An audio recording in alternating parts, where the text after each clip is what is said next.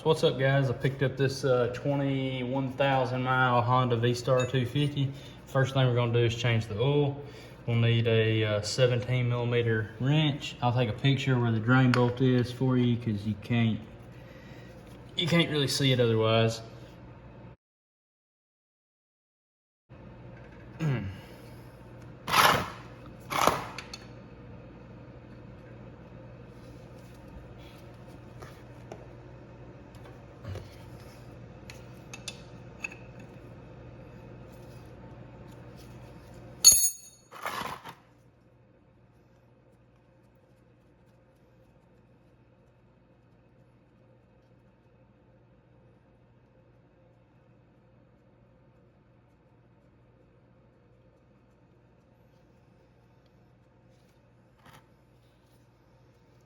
There should be a washer behind it.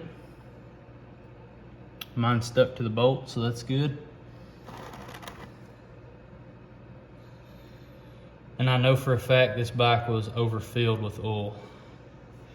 So I did not bother. I test rode it, and then when I got it home, was checking over it, noticed it was overfilled in the sight glass. I was gonna change the oil anyway, but overfilling a bike is, if you overfill it by just a cunt hair, it don't matter. But if you severely overfill one, it's just as dangerous as underfilling one. So if you've got one that's been overfilled by more than just a hair, I don't recommend you ride it. So anyway, we're gonna let this drain. 17 millimeter bolt. Once it finishes, I will reinstall that and we'll move to the other side. All right, we've slowed to a pretty slow drip. Shameless plug. You can see our washer is still on here, a little crush washer, and then I always reuse these. A lot of people tell you to get a new one. I've never got a new one. I've never had an old one leak, so I'm not worried about it. Shameless plug, sprayed it with a little Super Clean, got all the grease off of it. If you don't know, I'm sponsored by Super Clean, as much as you can be sponsored by a company that sent you a product one time. Anyway, I digress. We've slowed to a drip. We're going to reinstall the 17 millimeter drain bolt. This oil looked pretty bad, but I have no idea what kind of oil was in it. It could have been automotive oil. It could have, there's no telling. So saying it looked bad, I guess, isn't entirely fair. Like I said, I have no idea what was even in it to begin with. Try to not get my wrench in the oil. Fantastic. I'd tell you the torque spec on this, but I don't know it and I don't care to look it up. So you're going into aluminum, so don't kill it. There's no need to. That'll be fine. All right, so now we're over on the right hand side of the bike. We're going to remove the oil filter. Now, at some point in the past 21,000 miles this bike's life, some idiot had tried to use, it looks like a Torx bit or possibly a standard Allen key as opposed to a metric. And I really don't want to strip this or have anything bad happen to it, but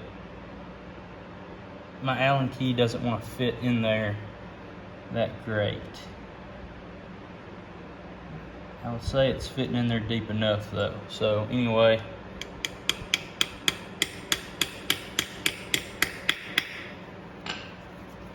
gently tap that in there, and then I want to wiggle it out before I take it all the way out, because then it may be a pain to get off. This other one's gonna be the same way.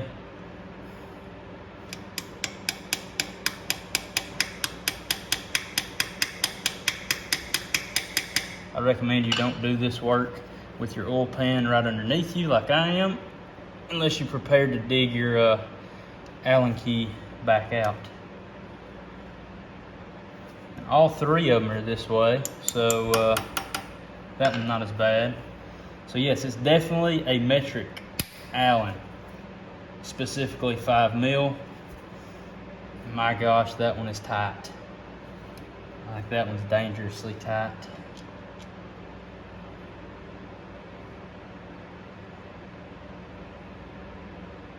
I'm worried that that one may be borderline stripped or something. Alright, so I'm gonna lean the bike to me in an attempt to not make a huge mess all over the exhaust pipes. Lucky for us, these bikes weigh virtually nothing, so that's easy to do.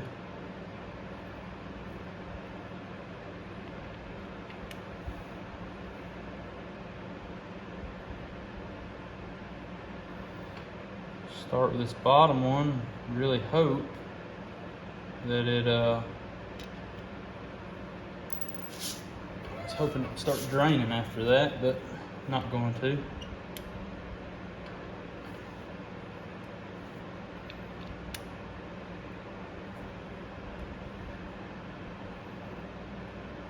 And I'm a little worried because over here on the right side it almost looks like gasket sealer.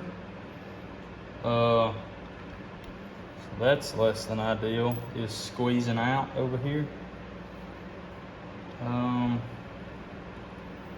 So there's no telling what I'm about to actually uncover.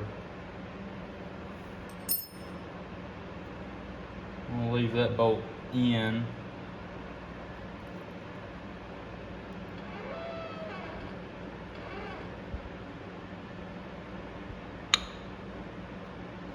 Okay, we actually didn't drain much oil out of there. I'm not entirely sure yet if that's if I'm worried about that or not.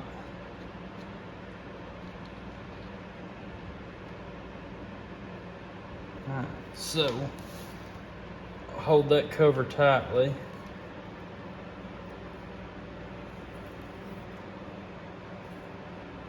Move that bolt.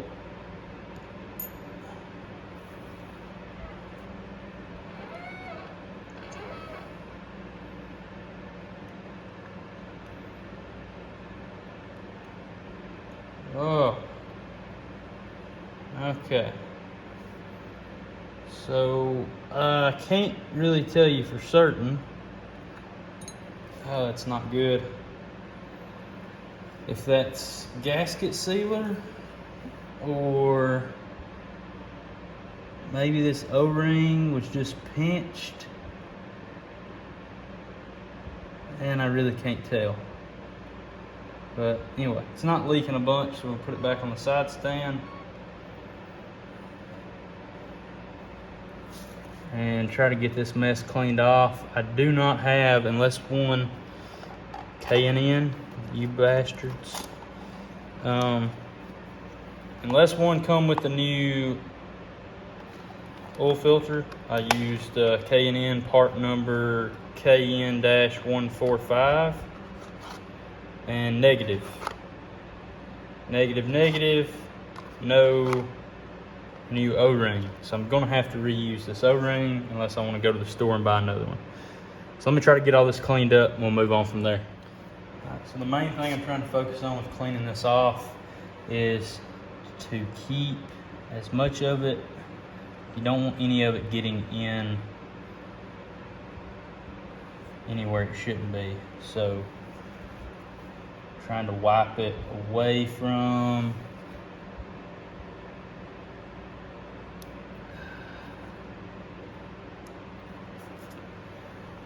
all these ports and screw holes, pull the big chunks off,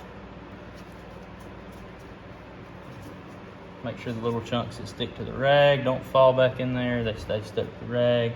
I think we're good. The only danger is trying to reuse this O-ring. It fits in the groove good. See if I can get like it still fits the groove, but it was definitely smashed. And then that's what was sticking out of the gap where I mentioned it looked like gasket sealer. So I'm just gonna clean all this off really good. As you can see, I've got some residue from this O-ring stuck on here. Get all that cleaned off and come back at you after that. All right, if this O-ring was going inside the engine for some reason, I would not want to reuse this, but it is just to seal off. I'm gonna put the how do I want to do this? I want to put the best looking side in the groove, I think, because the outside of it's just going to get smashed flat anyway. And then one thing I want to do after I push it off in here, I don't know if you can see it, but there's some spots where I've kind of got like a little stringy piece hanging off. I'm gonna pull those pieces off best I can.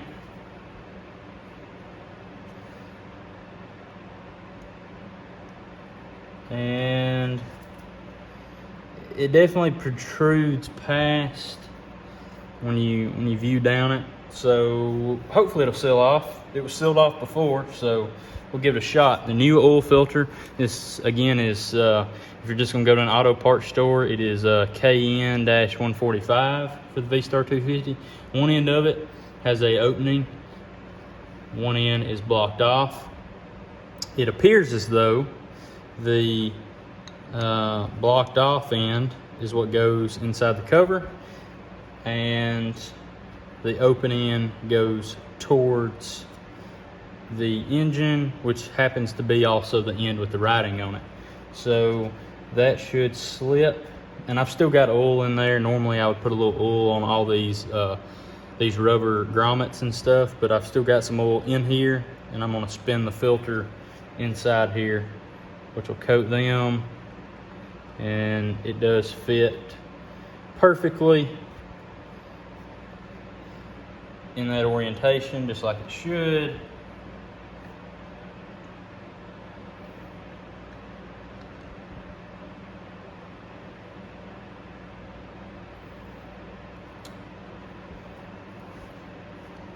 Odd bolt out is the long one, goes towards the front.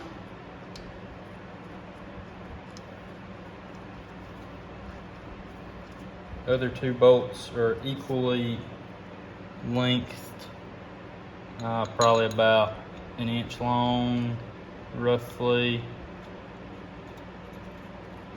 Now I can tell you that the torque spec on these, not necessarily for this bike, but in general,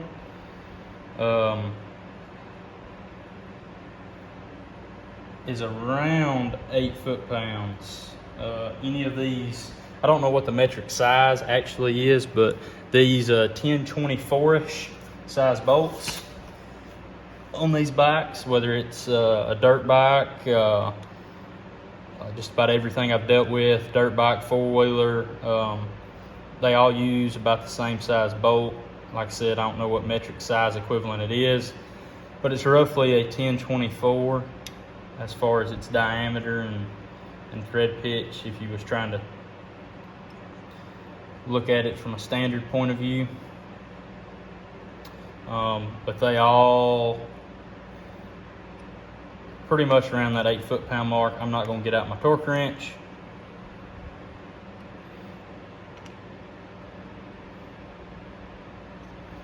We're going to snug them down. What I usually do is get them all as tight as I can get them with the short side of the Allen, and then I'll go back and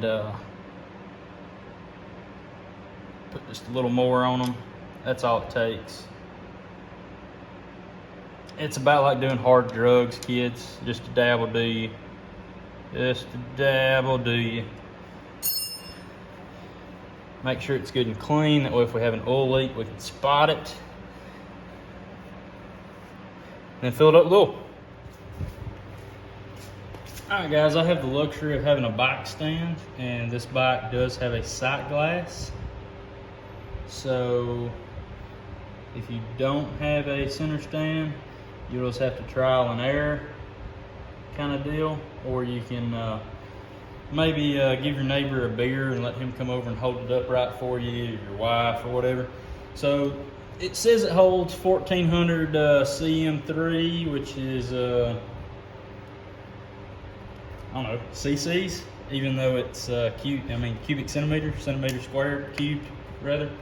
So 1.4 quarts roughly. So we're gonna dump in 1 full quart right off the bat, if I can get the lid off here. I always use the Mobil 1 Racing 4T, which is 10W, and it is motorcycle oil. The most important thing about changing the oil in your motorcycle is that you use motorcycle oil. Your motorcycle oil differs from your car oil in function because it's not only lubricating the engine, but it's also lubricating the transmission, which in and of itself I don't think is a big deal. But the most important thing is it's also lubricating the clutch. Motorcycles have a wet clutch. That is the big difference.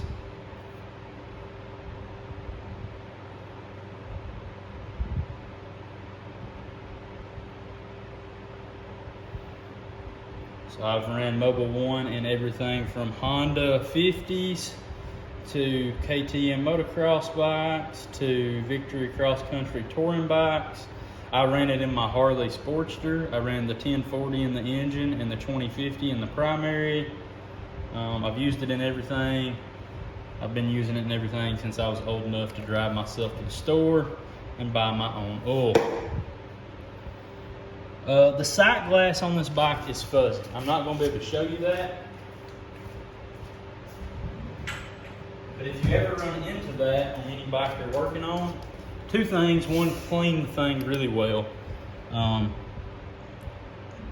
Clean it really well, and then also get yourself a flashlight, a bright LED flashlight, something with a good blue light, and then you can keep an eye on the oil level that way. Usually, I've never not been able to see through a sight glass when I have been aided with a flashlight. Alright, so dump a little in, let's check it. I'm gonna go straight to the full line with it. That's my intent, because when we start the bike, we will lose a little bit of oil to the oil filter. And we're getting close to the full line.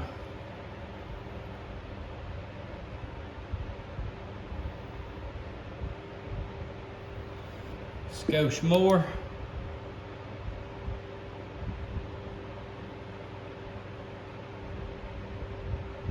That's pretty much got us to the bottom of it. I'm gonna put just a splash in it because I know I'm gonna lose a little when I start it. This bike was way overfilled with oil. I don't want to try to measure it, but it was overfilled. So,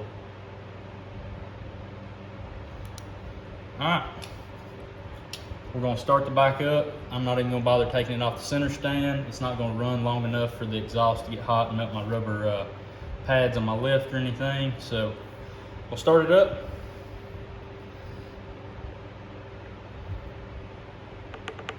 Definitely make sure you replace the oil filler cap before you start it, or that will be a major mess that you don't want to have to clean up.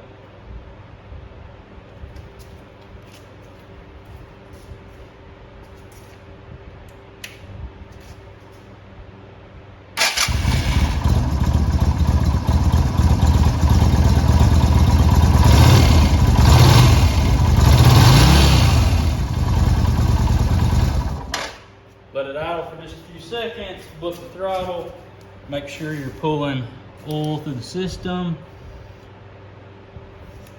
and then we will top it back off. We'll be good to go.